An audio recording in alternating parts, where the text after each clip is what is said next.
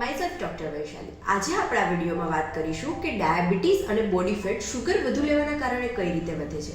તો તમે આ વિડીયો આખો જોઈને જજો, તેથી તમે જાણી શકો કે ડાયાબિટીસવાળા દર્દી થોડી પણ શુગર લે તો એમને કેટલું નુકસાન કરે છે। જ્યારે આપણે ખોરાક લઈએ છીએ ત્યારે આપણો ખોરાક શરીરમાં જઈને ગ્લુકોઝમાં કન્વર્ટ થાય છે। હવે આ ગ્લુકોઝ આપણા બ્લડમાં ફરે છે, તો એને મેનેજ કોણ કરે છે? એને મેનેજ કરે છે આપણા શરીરમાં આવેલી ગ્રંથિ પેન્ક્રિયાસ સ્વાદુપિંડ, કે જે ઇન્સ્યુલિન ઉત્પન્ન કરે છે। હવે આ ઇન્સ્યુલિન શરીરના બધા કોષો સુધી ગ્લુકોઝને લઈને જાય છે અને ત્યાં જઈને ગ્લુકોઝ બ્રેકડાઉન થઈને એટીપી સ્વરૂપે ઉર્જા ઉત્પન્ન કરે છે, એટલે કે એનર્જી ઉત્પન્ન કરે છે અને એ એનર્જીના કારણે આપણા શરીરના બધા જ અંગો કાર્ય કરે છે અને જે એક્સેસ શુગર બચે છે તે આપણા શરીરમાં લીવરમાં અને મસલ્સમાં જમા થાય છે।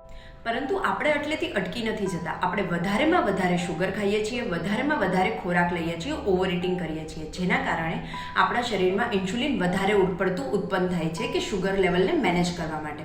હવે શું થાય છે? તો પાછું ઇન્સ્યુલિન ગ્લુકોઝને લઈને બધા શરીરના કોષો સુધી જાય છે, પરંતુ હવે કોષોને ઉર્જાની જરૂર નથી, તેથી કોષો આપણા શરીરના ઇન્સ્યુલિનને ના પાડી દે છે કે હવે અમારે જરૂર નથી। તો શું થાય છે? તો તે આપણા શરીરમાં બ્લડમાં ફર્યા કરે છે, જેના કારણે ડાયાબિટીસ વધે છે। અને હવે બીજું કે જે એક્સેસ એનર્જી બચેલી છે, જે ગ્લુકોઝ નથી જરૂર પડતી, તે આપણા શરીરમાં ફેટ સ્વરૂપે જમા થાય છે, જેથી આપણો વજન પણ વધે છે। તો હવે આપણે એને કંટ્રોલ કઈ રીતે કરી શકીએ?